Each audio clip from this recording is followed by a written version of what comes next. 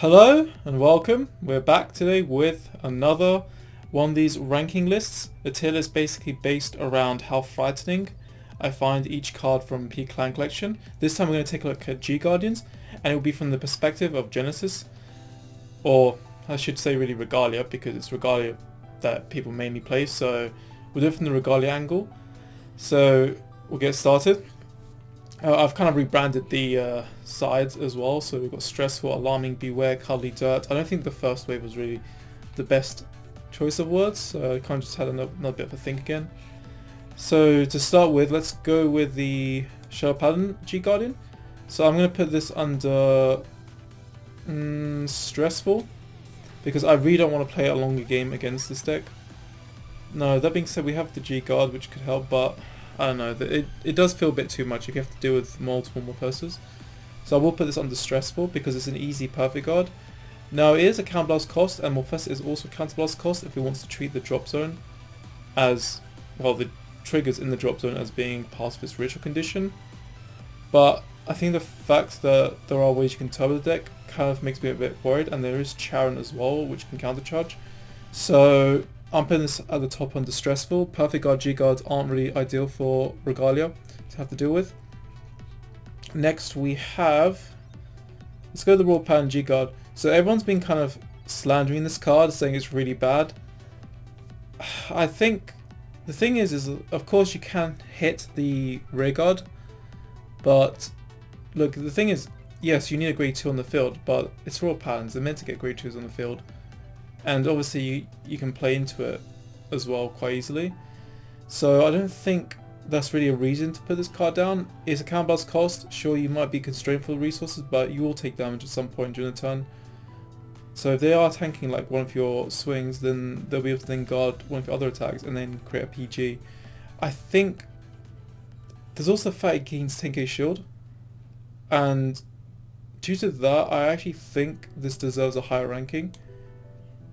I don't really want to waste my attacks on a Rear Guard just to get rid of the PG skill, because in Regalia, if I'm doing the first stride turn, it's more likely that whatever Rear Guard I have is going to be a weak card, and they can probably just normal guard it anyway.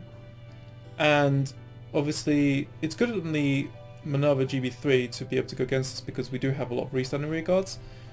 So there is that, but I think for the first stride turn I'd rather not be dealing with this. Second stride is better, but the thing is we don't always have the 9 souls, so it's going to be having some games, so I'm going to put this under Stressful. It's also not working against their deck either, unlike the Shadow Paladin G Guard. The Shadow Paladin G Guard works against the Ritual 10, but the Raw Paladin G Guard doesn't interfere with anything that they're doing as much, so I think I'll put this up there as well. Next, let's take a look at Genesis G Guardian. This belongs at the top as well, Stressful, because it can take away 2 crits from 3 attacks maximum for Minerva restand plays, whether it's the Vanguard or the Rear Guard.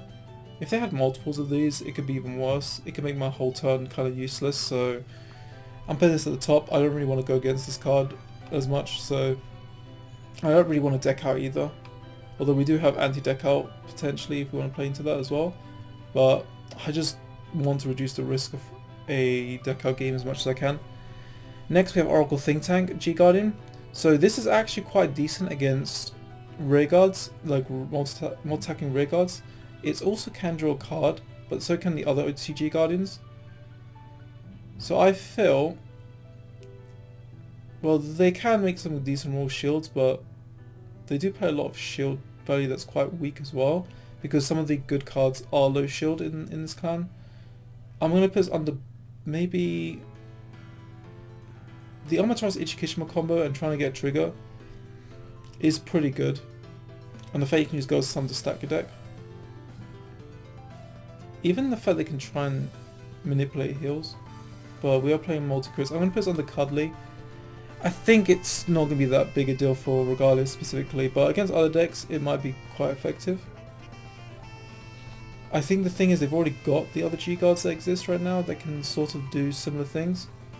Obviously this card just takes away some of the inconvenience that OTT players sometimes run into, which is kind of what makes this card really good.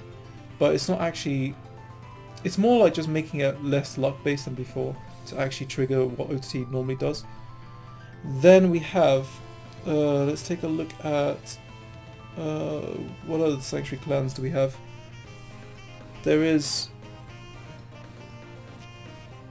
where's the Angel Feather one? I can even see that one. Angel Feather, there we go, Mobile Hospital. So this one heals while dropping extra guard. You can get some good shield with this one. The thing is, people do play grade 3 heals now, so getting a heal from damage isn't as good. I don't know if they play other shield values. They could play 30k shield crits. Those could be good if they're playing them. So it could make big shields with that. But there are G guards that can also do 30k shields with less luck. But then healing can be good, although I'm not sure how good I would consider healing. It really depends on how high the damage is, so I'm going to put this maybe under... Oh god. It's either Alarm or Beware. I would say... It could make the difference between we alley key or crit, so I'm going to put under Alarming. Then we have, I think, Gold Paladins left, if I can just find that. I'm not too familiar with the artworks. Gold Paladin is this one, it's some sort of Dragon G guard. This one's quite good. It's a Soul Blast cost, not a Counter Blast. It basically takes top 2 and you guard with them. And then after that, you do something with those 2 cards. What was it? I kind of forgot now. It wasn't call them on the field. I remember that much. But, oh no, it was draw a card. You basically draw for calling, so that's quite good. But I think because this is check top 2, I mean that could be good or bad. But it's not something too out of the ordinary for what Gold Paladins have already been doing, because they have Slamy Flare. So I'm going to put this on the Cuddly. The draw ability does kind of sound a bit annoying, but it's only a draw 1. So yeah, maybe just on the Cuddly. It's not as likely that a draw will make a difference anyway. But obviously the more draws the worse it gets. So let's go to the Dragon Empire now. Let's start with this Nubatama G Guardian. This card just gains shield mainly based on your opponent having less hand. But you should be getting bigger hand by then, and honestly, I mean the thing is, having a G Guard that gains shield is actually pretty good for Nubatama, because the thing is that we have Seer Yggdrasil as our main play in Regalia. So Norn is a grade 2, so they dominate G Guard is actually pretty useless against Regalia. So I think that kind of helps Nubatama more, so I put it under Beware. But it's not like insane ability, but it is now an extra way they can try and guard against us, because we've already invalidated one of the best G Guardians. And then next we have, this one is Narukami. Narukami I will probably put this on the Cuddly, because they give me the choice. To be fair, they can catch you out if they play multiples of these, so if they use this multiple times, that could ruin your strategy. But look, Impede Dragon is much worse, but this isn't a GB1, so that's kind of a big deal. Actually, maybe I'm underrating this one as well. I'll put under Beware, because it's not a GB1. That's the reason why I'm going to put a bit higher up. So that just means that if they ride up first and then we ride after, then they've got that convenience now to try and control our field. But of course we can play around it, but it's not really as ideal for us to just retire our rear guards either. So yeah, I'll put this here where it belongs. And then, even that being said, it doesn't force you to retire. You don't even have to retire, you can just let them have the shield. So there is that, but yeah, because it's not GB1, I'm going to put it a bit higher up. Next we have Murakumo? No, is that Murakumo? I think it was. Yeah, it was. This is the one that basically bounces the cards back to hand. And it can also gain shield. I think I'll just put it on the Cuddly, but I've heard Murakumo G Guards aren't very good actually. Now I put it on the Beware. I'm pretty sure I've heard Murakumo G Guards aren't that good, and the thing is that if that's the case, then this obviously makes them better. So I will have this there.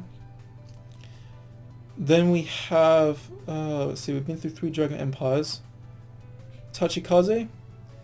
This one was basically a case of you draw cards based on how many equip gauge cards you decide to retire for its cost. So this is quite good because it can help them cycle through their deck to find better defense cards. So I think for that reason, and because it's compensating for committing field as well, I'm going to put it under Alarming. Then lastly for Dragon Emperor we have the Calgary G-Guard. So they have Abdus-Salam. Abdus-Salam is a very good G-Guard against the Vanguard, but this card can be used against any unit. So you can use it against rear guards if I make some massive rear guard with it. It's also good against, well I could say Amaruda, but you got Denial Griffin, so who really cares about this card against rear guards? So you got Abdus-Salam who's there for the Vanguard, you got Denial Griffin who's there for the rear guard. So unless I'm using some sort of resistability, which I do have the option of doing, then I guess there's reason to maybe put this under Beware because of that, and it's still a PG that can discard some of their useless cards in hand, which could help in certain situations if maybe Abdus-Salam isn't good enough. But obviously it's a bit more of a niche situation. I could be overrating this, maybe it belongs under the cuddly section. Maybe I just don't want to like dump on the card that much. Yeah, maybe I just put on the cuddly because Abdus-Salam exists, so I think because Abdus-Salam and Denial Griffin exist, I don't think this card deserves this higher ranking. If neither one of those existed, then it would go higher up. Then if we go to another nation, let's go to the water side, so Megalakana, Algaforce G-Guard. This card is pretty good because it can gain massive shield on the 4th battle. So against the Minerva GB3, it's really effective, but also just the fact you can use against my rear guards after my Minerva swing, and just, or even Amaruda swings, and basically I just give a bunch of triggers to the rear guard. They're now scaling up against it. So I think for that reason, this G-Guard deserves to be under the Beware section. It can help them conserve more. Then the Bermuda G-Guard, I think the fact they're using CB kind of already hurts this card because every CB they get makes their deck a lot more stronger with Chuchi Terua as their main finisher. So I'm going to maybe put this under Cuddly. I don't think it does enough for me to be too frightened of the card. Then we've got Grand Blue. I'm definitely putting this higher up under Alarming. The reason why is because their best G-Guard players require GB1. So they got the Cannoneer, Skeleton Cannoneer combo, which is a GB1 card, and they've got also the Negro Nora card, which can be used as a PG, but that's a GB1 G-Guardian. So because of that, this card is actually really strong. It requires 10 in drop zone though for it to be able to take away 1 crit. But the thing is that they've got ways of turboing because of the Navigator cards. So they could use that to turbo their deck. So if they ride up first, now they've got this card to fall back on while they're milling their deck. So for that reason, this deserves a higher ranking as Alarming for not being GB1 reliance. And then next we'll go to Dark States or Dark Zone. Gear Chronicle. This is pretty good to be honest. The sum of 6 to get PG.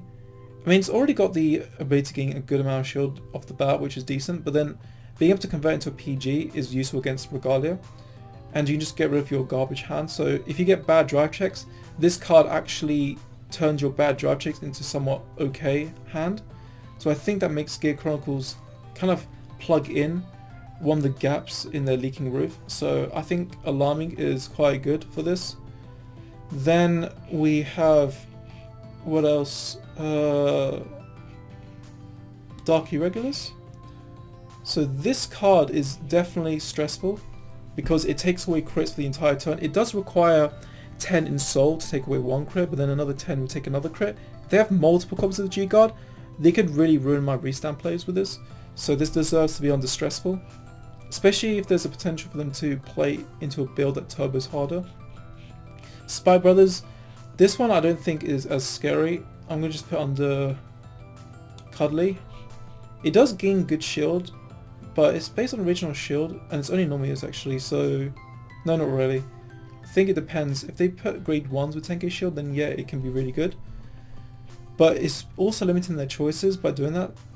They do draw, but they have to put grade 3s back, so then they still have to compensate anyway with guarding. So I think this belongs under Cuddly. It's not quite the most insane one. It's obviously handy for them to have this card, but I don't think it's going to make the difference between ruining Regalia's turn too much. Then we have, what else? Is there a Pale Moon somewhere here? Pale Moon, yep. So the Pale Moon G-Guard.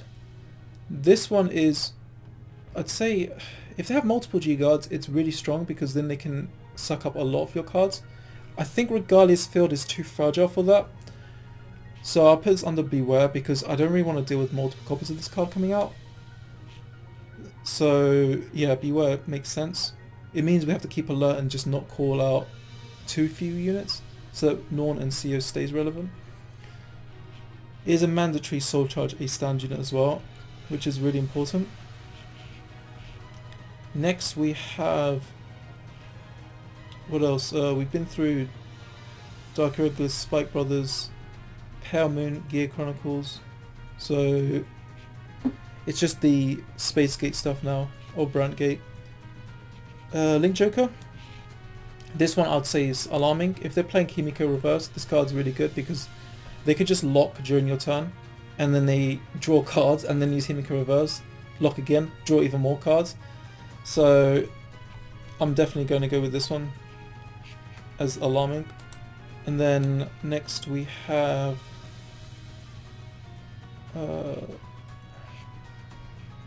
is this Dimension Police? So this one, I can't even tell.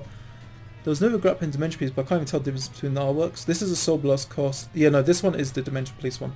So Dimension Police is definitely at the top on the stressful. The reason being is because they can basically turn their 1 grade 3 into more grade 3s, because they're adding 2 grade 3s back to hand. So that means they can diversify how they guard against even your rear guards. And because of GMO Glass and Die Liner, it's insane amount of guard value, and Regalia I think doesn't really want to be dealing with, you know, a sum of so much shield. So this definitely belongs on stressful. And then Nova Grapplers, I think maybe alarming. The reason why I'm going to put under alarming is because, yeah, they do kind of corner their plays a bit because they're using up Counterblast. The Counterblast is obviously inconvenient. They can gain some good shield though for having face down damage, so it's quite good for that. But then being able to draw into stuff like cycle through more cards in your deck is pretty good as well. So I think it belongs under alarming for having that kind of cycle filter. Next we have Great Nature. If only I remembered what this did. Just trying to think. This was oh no, this is the one that literally mills, and if you get trigger or normal unit, either one. I think it's trigger, it gains power, and I think if it's normal unit, it's a PG. Or either way, I'm definitely putting this under stressful. The reason why is because its cost is CB1. There's no other cost. So if they're playing Isabel, or if they just gotcha, I mean, just the fact it exists, and the moment they just place that is just going to make me lose a bit of hair. So 20k shield is quite good for a G-Guard. So the baseline, the very minimum, worst case scenario, is solid. But then if they are lucky, like they got a fair chance of getting it, they can just PG for free. So very good and very dangerous and effective against Regalia. So it belongs under stressful. Neo Nectar, I don't think it does too much. So I'm going to put this under this section, Beware. So with Meg Colony, because it's Soul Blast 1 and it doesn't have a Counter Blast cost to it, and it's literally a massive 30k shield, but it's also to reduce that shield you have to rest units, which you definitely don't want to do against a deck like Meg Colony, especially Order Meg Colony where they draw loads of cards and they can spread their guard around. I'm definitely putting this under stressful. Every little piece of option that Meg Colony has already makes the deck more stressful to play against because of all the heavy amount of counters. And another one that they can just toolbox out whenever they want, as long as they have a heal in hand, which is pretty easy to get. It's just too stressful, I think. So that belongs there at the top. So pretty much that's it for my ranking based on the perspective of a Regalia player. I think a lot of these G-Guards end up higher up because there's less opportunity cost involved with G-Guarding as opposed to striding, I feel like. Because you just use your G-Guards in the moment when you want to. Whereas striding usually takes away from the turn because you could have gone into something else and you're playing a whole turn around it. So I think that's probably why there's hardly anything at the bottom. And they all in a way do something that hurts Regalia, I'd say. So I will basically get around to doing the Oracle Think Tank one next. It's going to be an amazing one. Oh my god, the Oracle Think Tank ranking is going to be the best one. The best one of the videos I've done so far. So look forward to it because there's a lot to talk about. Alright, until then, I'll see you later. Goodbye.